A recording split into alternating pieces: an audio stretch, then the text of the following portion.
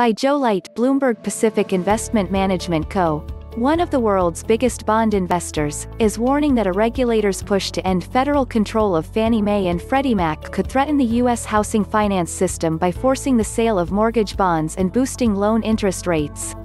Pimco executives, in a letter to the Federal Housing Finance Agency, expressed concern that Fannie and Freddie will be freed without congressional legislation, which they said investors would interpret as an abandonment of the government's guarantee of the company's mortgage-backed securities.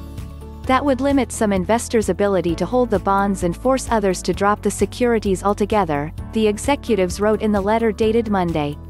Mortgage rates will increase, homeownership will likely suffer, and the national mortgage rate will no longer exist, the executives wrote.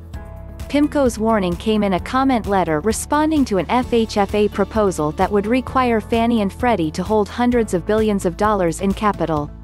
The plan, released by the regulator in May, is considered crucial to ending the company's conservatorship because FHFA Director Mark Calabria has said it would allow them to absorb losses outside the government's grip. Calabria has said he plans to release the companies from U control and that they could try to raise money from investors as soon as next year. Fannie and Freddie don't make mortgages, but buy them from lenders, wrap them into securities and guarantee to bond investors the repayment of principal and interest. Together, they back nearly half of the $10 trillion mortgage market. Newport Beach-based Pimco is one of the world's largest bond investors and had about $1.92 trillion in total assets under management in June. Explicit U support for Fannie and Freddie was limited before they were placed in conservatorship during the 2008 financial meltdown, but many investors assumed the government would protect their bonds in a crisis. That view was validated by a massive taxpayer bailout after the mortgage market collapsed.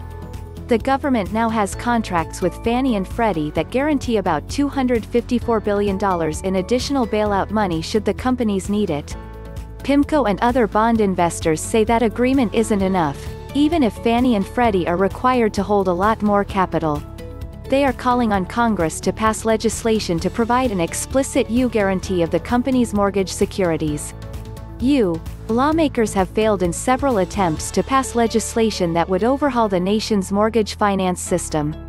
Many of those proposals would have provided an explicit guarantee on some mortgage bonds.